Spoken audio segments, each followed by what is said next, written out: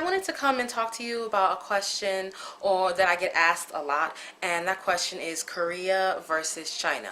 Which one is better? So it's really hard to compare compare the two countries, because even though they're both in Asia, they do have different culture. So for me, I would have to say I really like my life in Shanghai. I feel like my life in Shanghai gives me a life that is kind of a little bit more reminiscent of a life that I might have in the US. As surprising as that may sound, I feel like Korea, and I might be wrong about this, but it just seems so like image conscious, image obsessed, like very much into conformity, very much into thinness. I get stared at sometimes here, and I got stared at in Korea, but sometimes when I got stared at in Korea, it just felt way more malicious. They would come up, they would muster up all of the English they know to come up to you and tell you that they think you look fat and ugly. That happens here a little bit too, but not as much.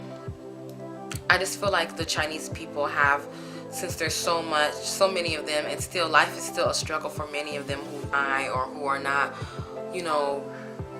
I see a lot more homeless people here. There's a lot more struggle here, and everything's not like, let's go get some plastic surgery and buy some skin food and eat this ice cream that looks like pasta and spaghetti.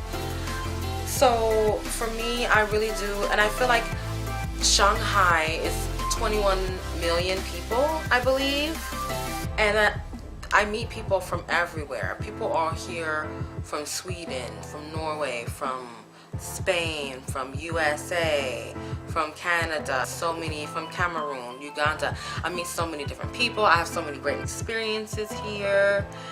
And when I was living in Korea, you really don't meet the wide range of people. In my experience in Korea, like if you were a foreigner there, you were an ESL teacher or somehow in education. Some Africans were there, maybe doing hair, or something else, I don't know, business. Then it was like military people were also there from America. But here, I feel like I meet people here that are business people, that are here to go to school, to go to college, that are students, that are ESL teachers, that work at businesses, work at magazines, work in the marketing department. I feel like I meet a wider range of people that are here doing different things than I did when I was living in Korea. I like Chinese food a lot better than Korean food. Sorry. Korean food has a lot of spicy and sour notes, and I don't like spicy, and I kind of don't like sour. So it's a lot of kimchi and this.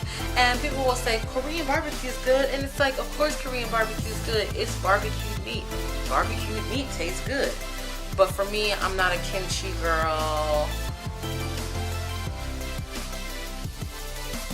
I'm not a cold buckwheat noodle soup girl. I'm not a pale chicken in the broth with some daikon and some this girl with an egg on the fried rice just right there, raw. That's just not me. I like a lot more of the vegetables that they have here.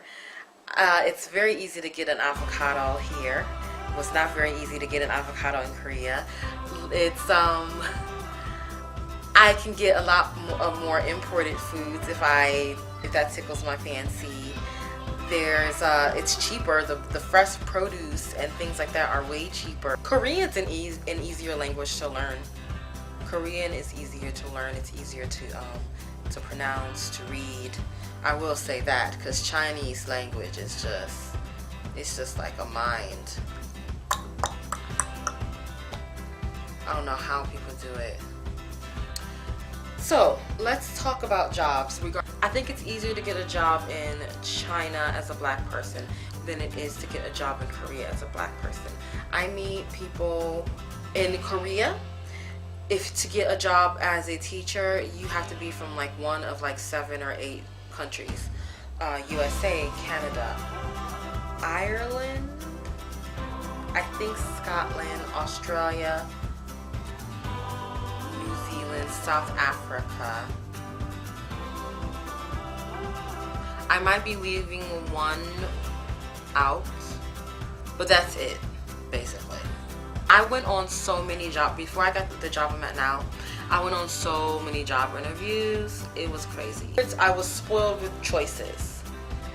Versus in Korea, I had a harder time.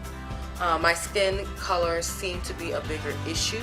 To go to Korea, I will say this. Usually, when I was in Korea, I got free room and board. So you usually get a free apartment. And then I got my salary, national health care, and dental care, national compulsory.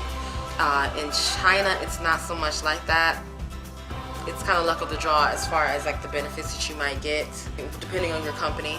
So I think you're actually supposed to get health care, but sometimes, you know, it's China, so anything can happen and all. I almost forgot. So one real big downside to living in China, the pollution. The pollution is no joke. It's not so bad in Shanghai, but in places like Beijing up north, I think, it is really bad. So a lot of people will, you know, wear masks, and, you know, if you see a lot of people drinking tea, a lot of more people are coughing, spitting. And please let me know in the comments if you have any questions about my life here in China. I will answer them for you in a video like this. Please remember to like, comment, and subscribe. Bye.